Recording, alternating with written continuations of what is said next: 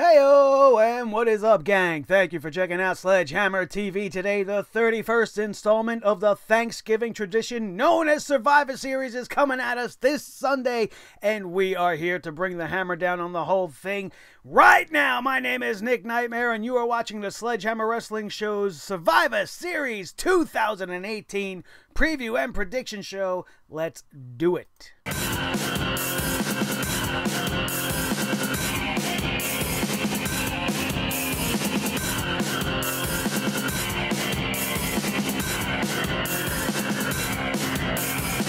Sledgehammer Wrestling Show.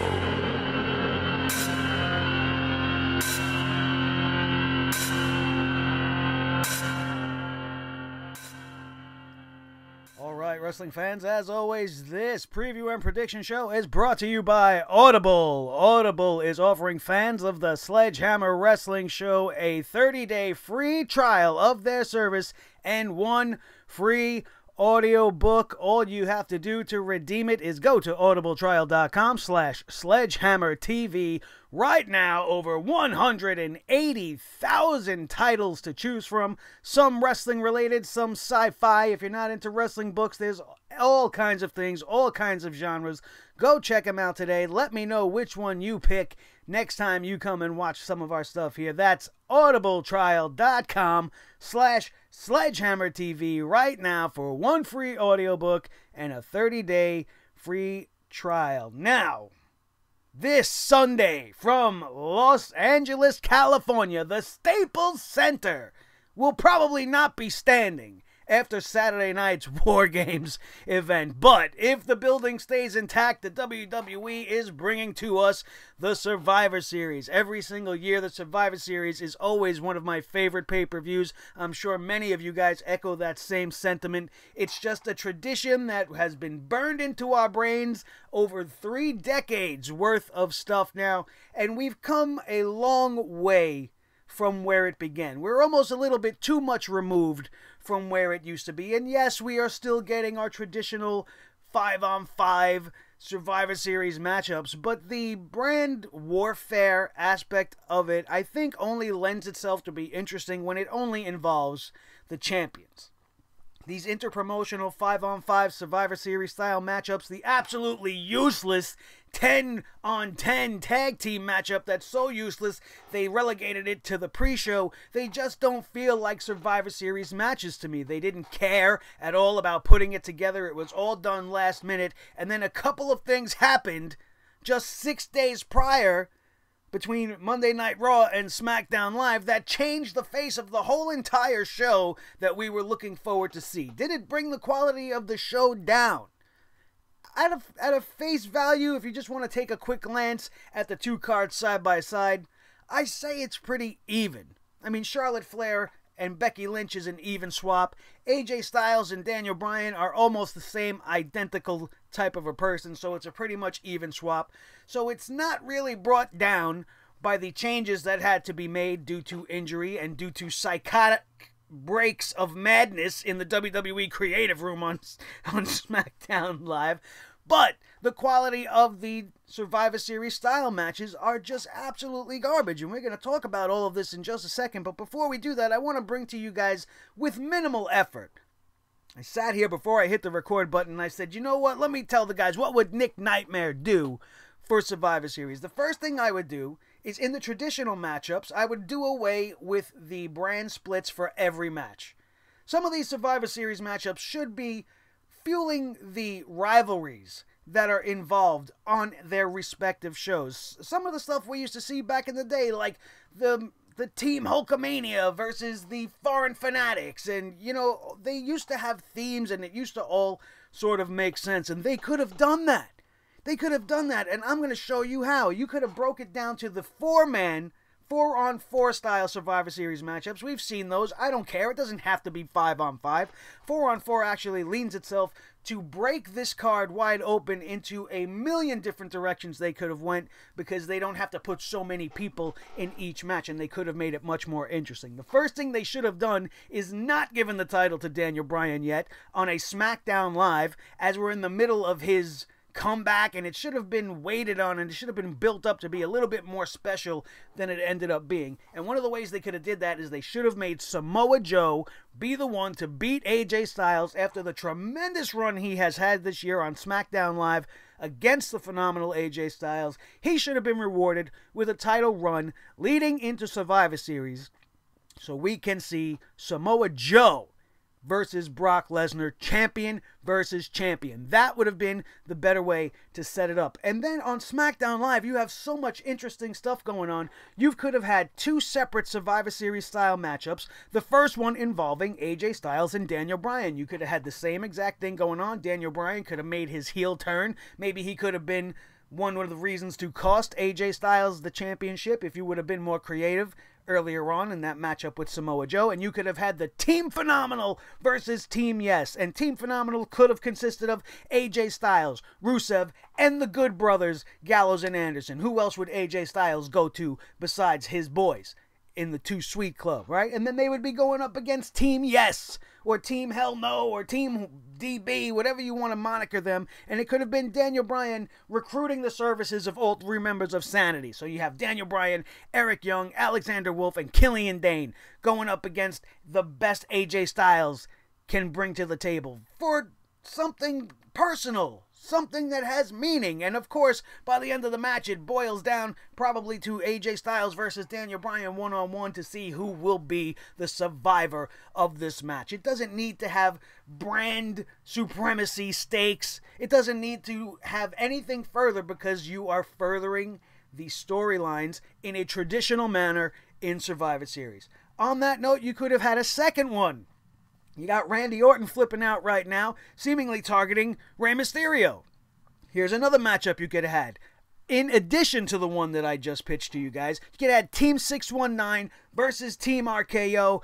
Rey Mysterio enlists Shelton Benjamin, R-Truth, and Ty Dillinger to go up against Randy Orton, Andrade Cien Almas, and the Usos. These are interesting matchups. These open up the avenue for different things.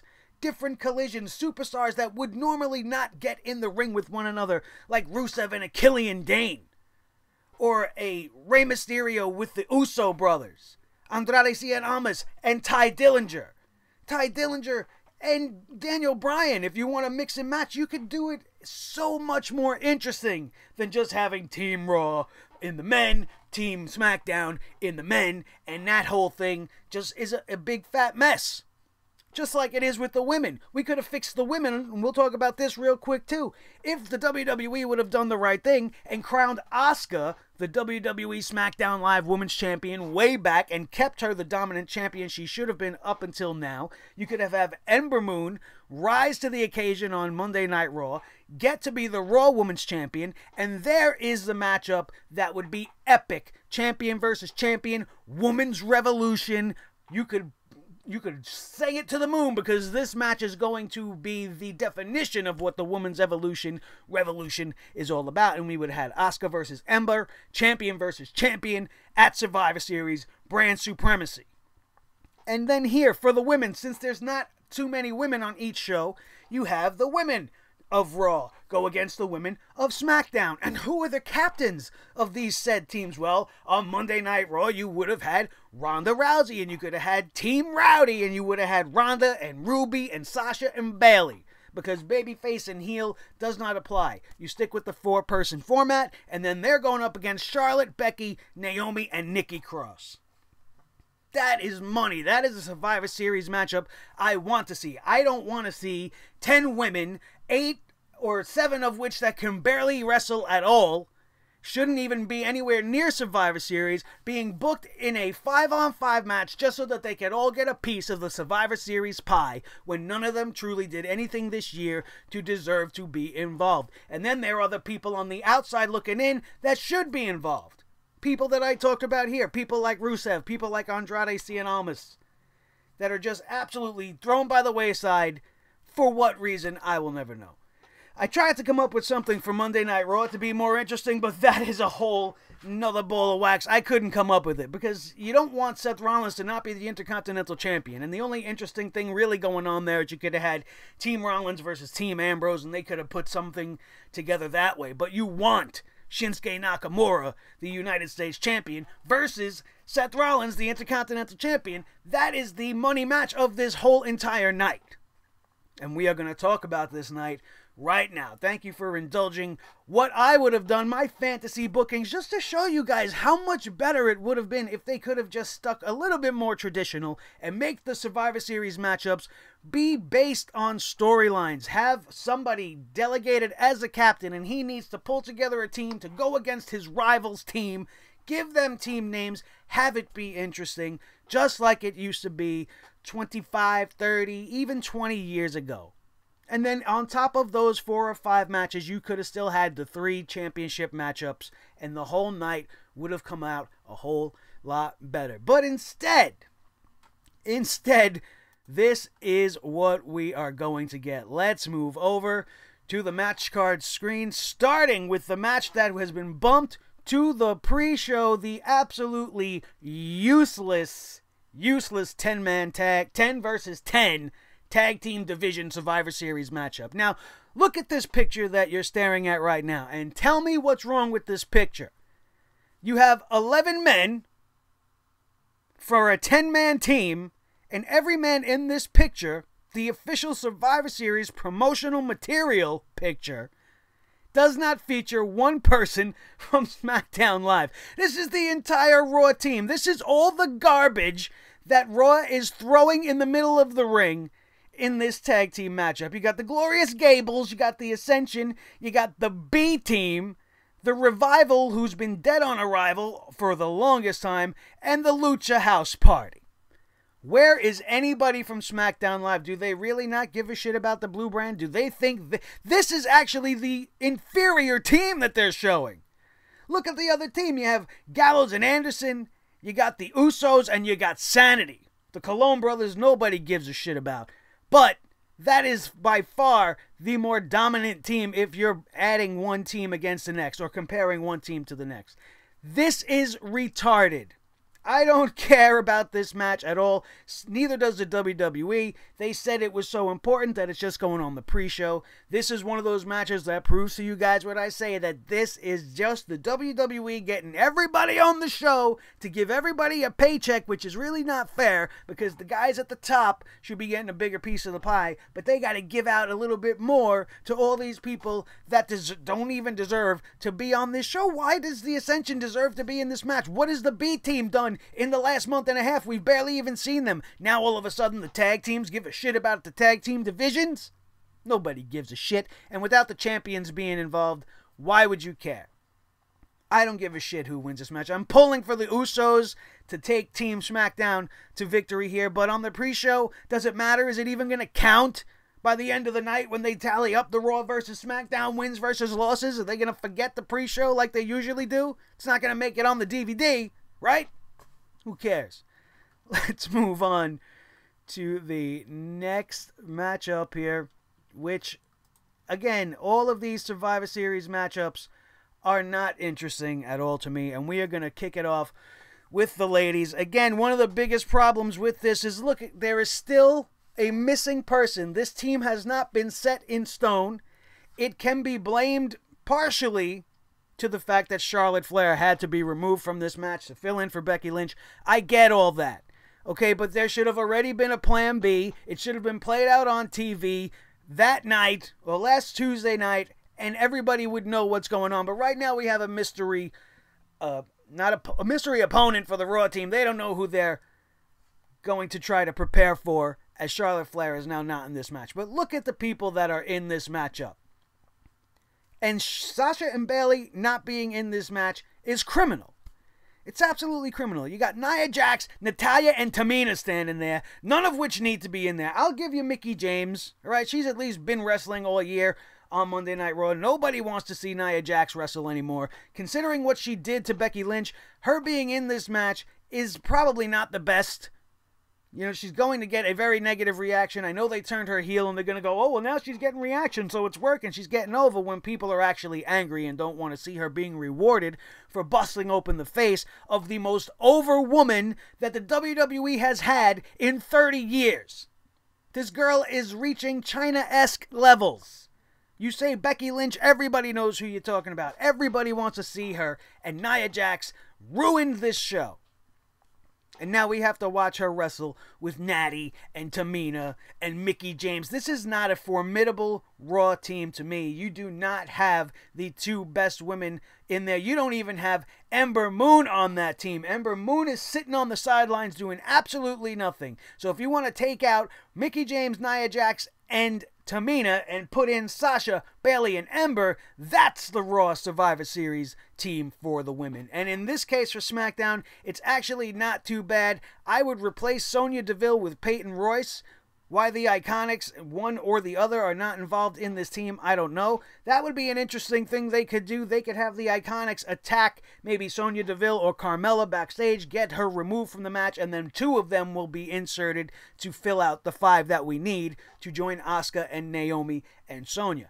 But my most, the thing I'm thinking is going to happen the most is Nikki Cross, who just made her debut for SmackDown Live and then disappeared in the second week, will probably be called up to fill in this spot. It would be interesting. It would be something to see Nikki Cross in there against a Natalya or a Mickie James, or especially Ruby Riott. I would love to see what those two could do in the ring together. I think that would be a fantastic thing to visit in the future.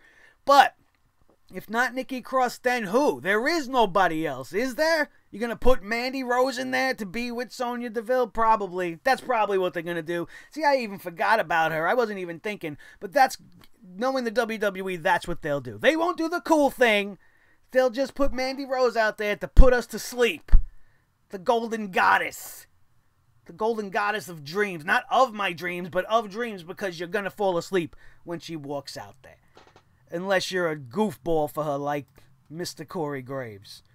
But that, again, I really could care less about what Corey Graves says. Just like what he says when he tries to build up this 5-on-5 men's matchup. Once again, all over the place. Shane McMahon being involved is just absolutely ridiculous. The last-minute changes happening here due to Daniel Bryan flipping out made absolutely no sense. Why Daniel Bryan couldn't remain on this team when AJ Styles has nothing to do with the SmackDown Live team, I will never understand.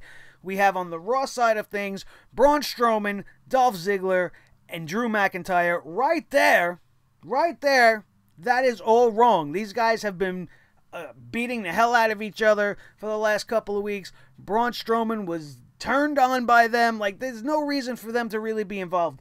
Boring Trashley, we are not even going to discuss. The fact that they put him in this thing over Elias just shows you that the WWE has no idea what they're doing, and they love to live in the past, and they really only like the big dudes.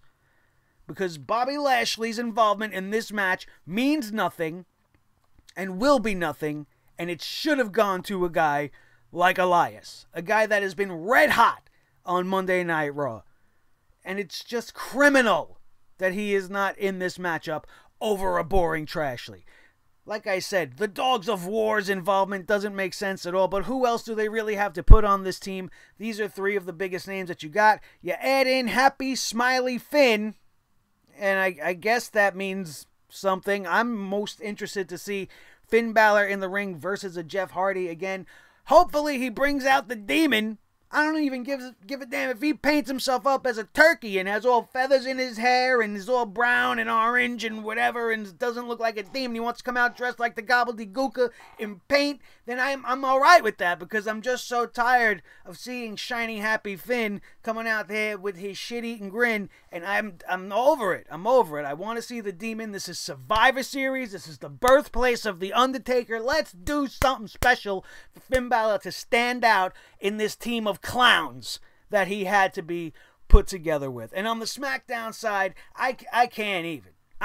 Oh, with the exception of Samoa Joe, I don't like this team being put together at all. I put together 2 matchups that feature a bunch of stars that weren't even thought about for this team. Why Rusev is not on this team and Shane McMahon is, I do not understand. Much like I said about Elias, Rusev is red hot. He's been a hot commodity on SmackDown, but he just keeps getting pushed down, and he should be part of a team that's representing SmackDown Live, not the commissioner. We don't want to see authority figures wrestling, especially when their last name is McMahon, and it just stinks to high hell. I don't care what the future plans are. If Shane's going to be a heel, Shane's going to have a big match at Mania. I don't want any of it. I don't want any of it. I'd much rather be celebrating Rusev Day during Thanksgiving than watching Shane McMahon in the ring once again. Jeff Hardy going over a guy like Andrade Cien Almas is just more of what I said, the WWE reverting to the past. They see Jeff Hardy, they think big name. This guy's been redlining for the longest time. We keep hearing he shouldn't be wrestling, he should be winding down his schedule. Jeff Hardy's nursing injuries and this and that, but he keeps showing up to wrestle, and I give him respect for that because the guy just loves what he does, and he's probably been doing some of the best stuff he's done in a long time, and it's great to see him. But seeing him over the future of wrestling being put in there instead of a guy like a Ty Dillinger or a guy like Andrade or a guy like even R-Truth. The same can be said about Rey Mysterio. Rey Mysterio just came back. He has had little to no impact on what's been going on in SmackDown Live for the entirety of the year. Survivor Series should start to be culminating towards the end of the year, bringing all of the things we talked about all year long to a conclusion so that we can get to the Royal Rumble and start the new year. But we're just doing everything in a random fashion, and we're taking all of our big names and throwing them in there, and we don't give a shit about anybody from NXT or anybody that wants to be somebody. We're going to take the has-beens and the guys that are just hanging on a little bit too long, like a Miz and a Ziggler that should be putting over talent on their way out the door to do other things. They're getting prime spots. They're getting put in big-time matches. What's at stake in here? Bragging rights. That's all we're fighting for is bragging rights. So do you really care?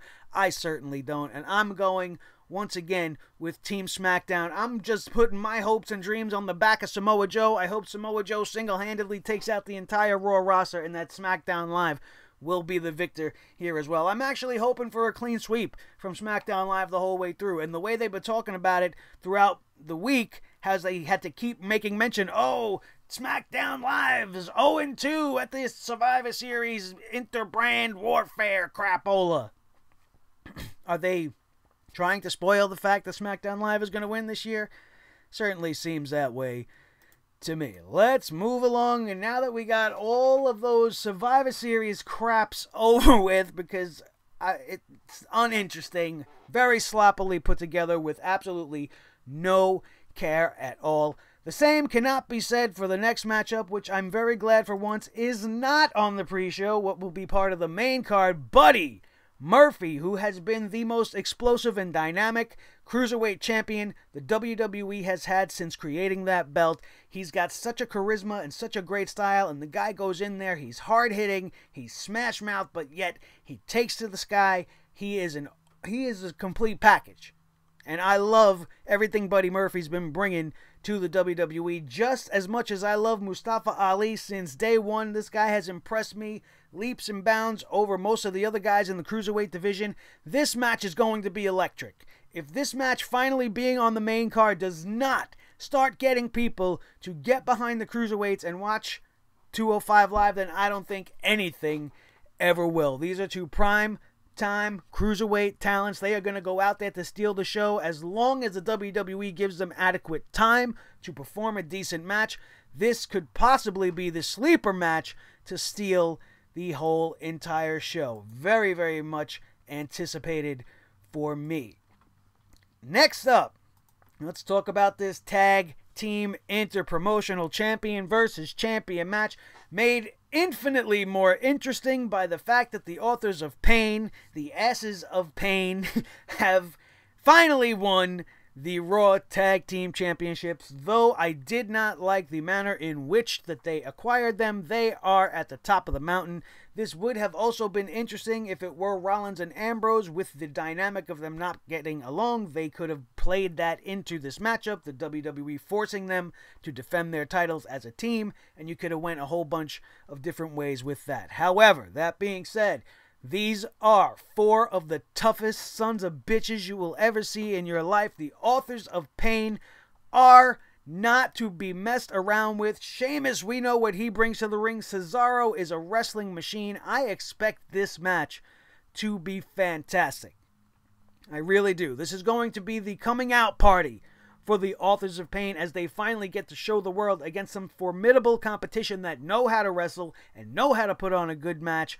They are going to come out the shining stars, win or lose. Win or lose. I'm expecting the Authors of Pain to lose just based off of the involvement of this giant dope, this big bald show that nobody wants to... Get ready, we got to hear it on Sunday because the bar's going to come out, they're going to have their championship music, they're going to have their titles, and then... It's going to happen. I don't know why it's necessary. He doesn't need to have his music played. It's bad enough that he's walking down there. I don't need to hear his theme song when the champion's song is a song that should be ringing loud and proud through that arena. That's just a little bit of me nitpicking, but you guys know how we all feel about the Big Show. Nobody cares about male Nia Jax. All right, we just want to move on from this, and we are going to move on to the next matchup. As I told you, I'm going with The Bar to win this matchup over Authors of Pain, although not by any clean means necessary, and probably thanks to the Big Slow. So you can expect that. I don't really know what to expect from the Women's Championship matchup. SmackDown Live Women's Champion has been removed from this matchup. So why this match is even going on, I don't know.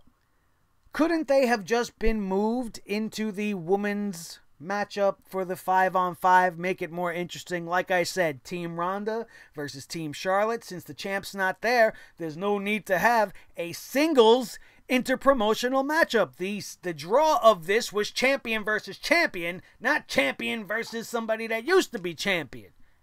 There is no title at stake, so this is another bragging rights match that actually now doesn't make sense happening since Charlotte's not the champion. The WWE did not strip Becky Lynch of the title since she cannot defend it. They did not pass it along to somebody else, so this match shouldn't be happening. And what should have happened is that Ronda and Charlotte should have been moved to the 5-on-5, and that could have been the end of it. And then you could explore whatever you're going to do with Becky come this Tuesday and down the line, see when she's going to be able to get back in the ring and start mashing faces and breaking some arms, because that's what I'm most looking forward to. If the WWE picks this back up and continues with Becky Lynch versus Ronda Rousey, I will be extremely surprised. I told you guys this week on the reviews of Raw and SmackDown, it doesn't seem to make sense. Like, how are they going to do that since the two girls are on separate shows? We're not going to have just random interpromotional matchups at the next pay-per-view just for the sake of having them, are we? This is the one night a year this happens, right? So what are we going to have to wait till next year? We're going to wait till WrestleMania? I mean, I don't know what the intentions are, and it's not really going to make sense, so you guys know I'm not going to be on board. But I expect this match between these two to be better than what we have been seeing as of late from both Ronda and Charlotte. Charlotte does have a tendency to be very nervous in high-profile matches and does not perform to the best of her ability. So I'm a little bit nervous for her that way. But if she can go out there and shake the cobwebs and not let the crowd get to her and not let the fact that she's in there with a UFC Hall of Famer get to her and she brings her A game, this should be a good match. I'm a little bit trepidatious about the fact of whether or not Charlotte can carry Ronda Rousey, being that Ronda Rousey's skill set is way lower than what Charlotte Flair can bring to the ring. I was much more looking forward to Becky. I thought she would have been much more capable. There would have been a better story. Becky hits harder. Becky doesn't care about getting hit in the face, as you guys can see. She, I believe, is much tougher. Charlotte maybe works a little bit more safer, and the Becky Lynch match was what I was hoping for, as was most of you guys. But this is what we're getting. This is what we're getting, and we have to accept it and just hope for the very best. My fingers are crossed. I want Charlotte to go out there and prove to the world that she's a top-notch talent. We haven't seen her do anything like that in a long time. Charlotte needs a big match. Who's going to win this match? I'm going to have to say Ronda Rousey wins this match. You cannot have Charlotte beat the Raw Women's Champion when she's not even a champion herself. How much more stock can the stock on Ronda Rousey get dropped if she gets beat by the Queen? I know she's Charlotte Flair, but to be beaten by somebody who's not a champion in a matchup such as this for bragging rights, and you're trying to elevate Ronda Rousey as high as possible, something's got to go down. I don't know if we will see the surprise involvement of a Shayna Baszler showing up at ringside. Maybe she doesn't defend the NXT Championship successfully on Saturday night, and Sunday she makes her big debut to help out her buddy Ronda Rousey, or even, as I would prefer, attack Ronda Rousey in a fit of jealous rage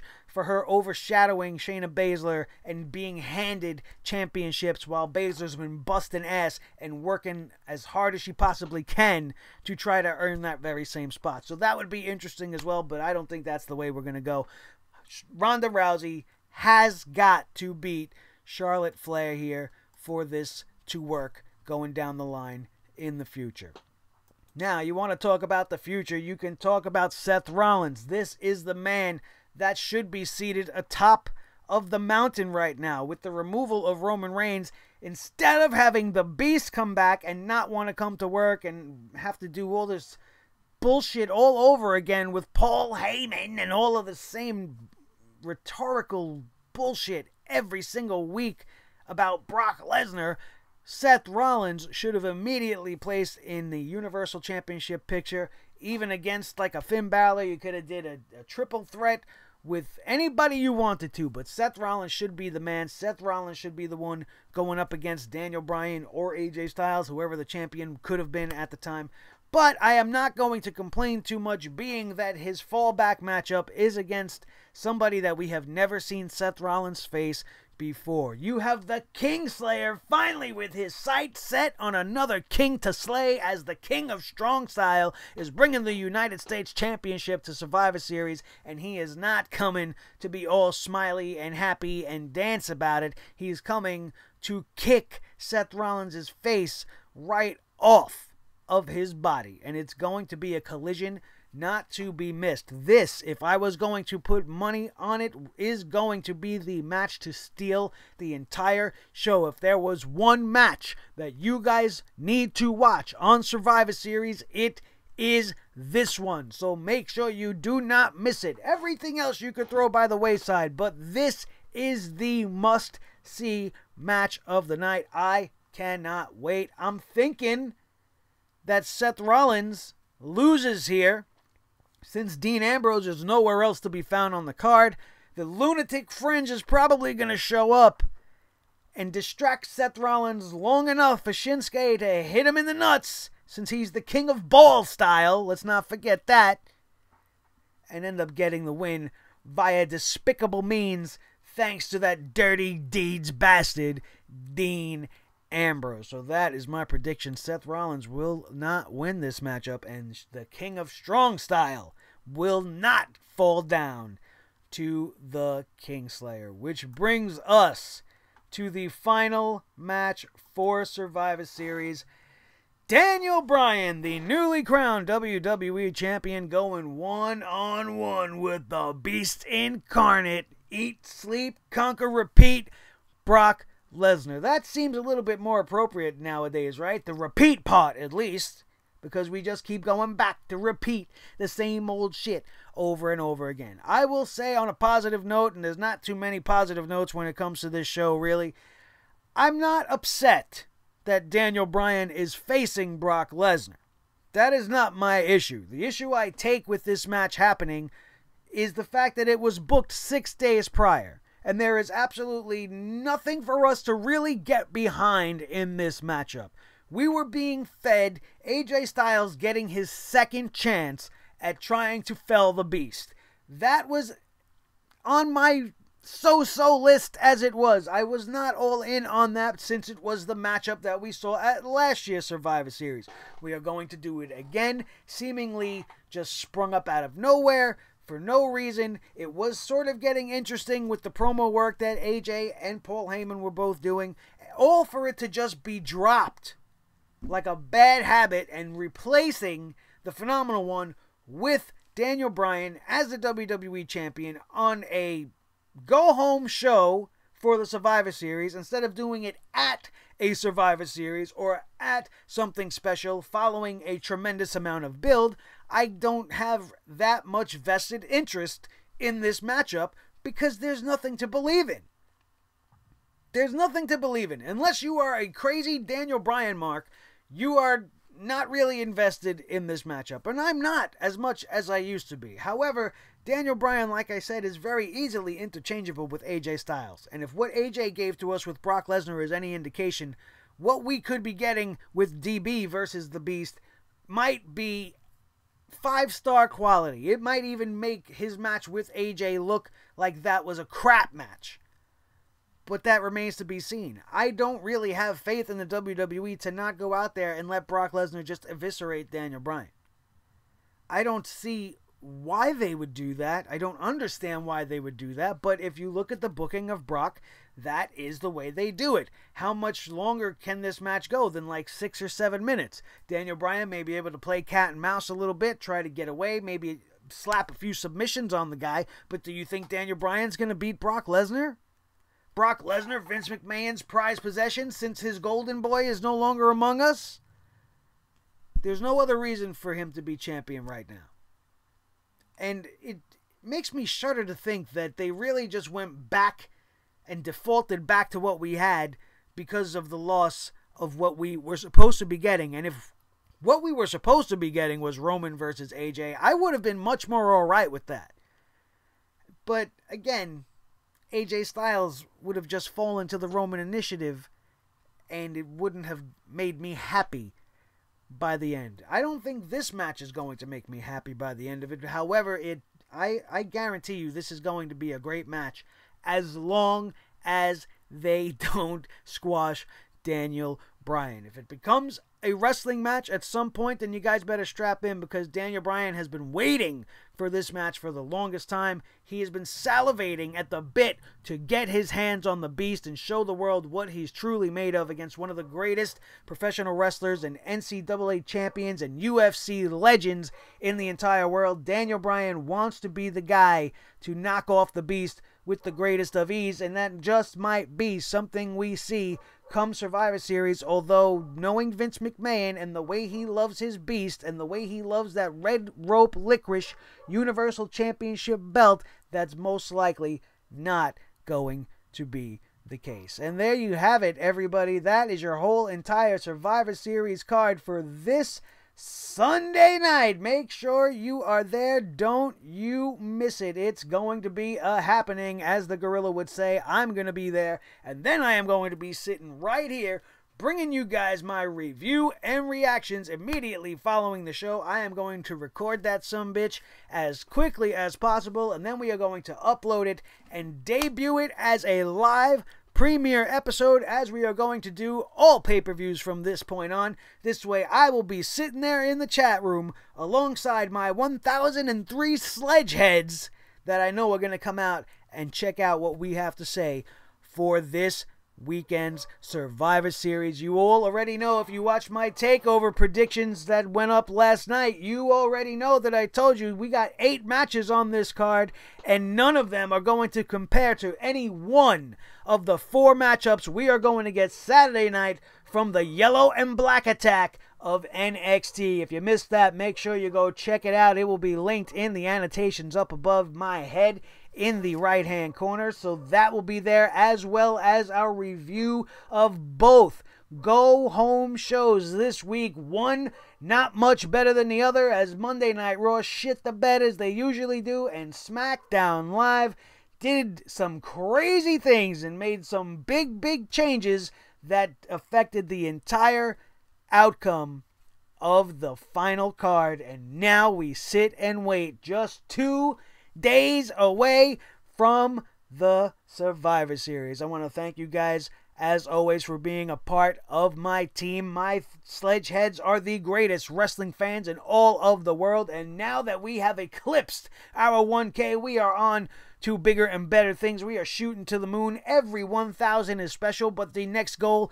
is to get to 10. So let's get to that 10K as soon as possible. I'm not going to keep pushing you guys for that because that is going to be a long way off. But it starts with a wrestling fan like you. If you just checked out this preview and prediction show and this was your first time here at Sledgehammer TV, make sure you hit that subscribe button and become one of the 1,000 strong that know that this is the place to be when you want your professional wrestling coverage with truth, justice, and the hammer of reality, which swings strong and true every time we sit here with you guys doing one of these videos. So make sure you're subscribed. Hit that notification button. Make sure you don't miss a thing by doing so. Mash that like button with your sledgehammers at home if you enjoyed this preview and prediction show, if you had a great time listening to my points, if you enjoyed my fantasy booking at the start of the show. I also want to know everything you guys have to say about this Sunday's upcoming event. What are some of your predictions? Let me know down in the comments section below. As you know, I will get to you guys as soon as I possibly do, as I love to see each and every one of you guys down there in the comments section. Share this video with each and every one of your wrestling buddies all over the wrestling world, especially if they are looking forward to Survivor Series or if they're just kind of meh about Survivor Series like I know you are, because you're my fan and we have the same brain, because you are a super intelligent, awesome wrestling fan that knows what's up just like I do, and that's why you come here to hear my point of view. Who the hell am I? I am Nick Nightmare. This is my team, Thor the Sledgehammer, the wrestling god of thunder, and the official sledgehammer of the Sledgehammer Wrestling Show, and his tag team partner, the world heavyweight champion of all the microphones in all the world, Mr. Blue the Snowball. Thank you guys, as always, for being here with me as we are kicking off Survivor Series weekend. Make sure you are here for the NXT TakeOver review tomorrow night. When that show goes off the air, I'm going to be on a wrestling high before the WWE brings us back down to that very normal wrestling low on Sunday night at the Survivor Series. Thank you all once again for subscribing, getting me over that 1K, and I look forward to seeing you guys all weekend long. That, my friends, is going to do it, and we are out of here, and we will see you tomorrow night right here on your new favorite wrestling show, the Sledgehammer Wrestling Show, only on Sledgehammer TV. Have a good one.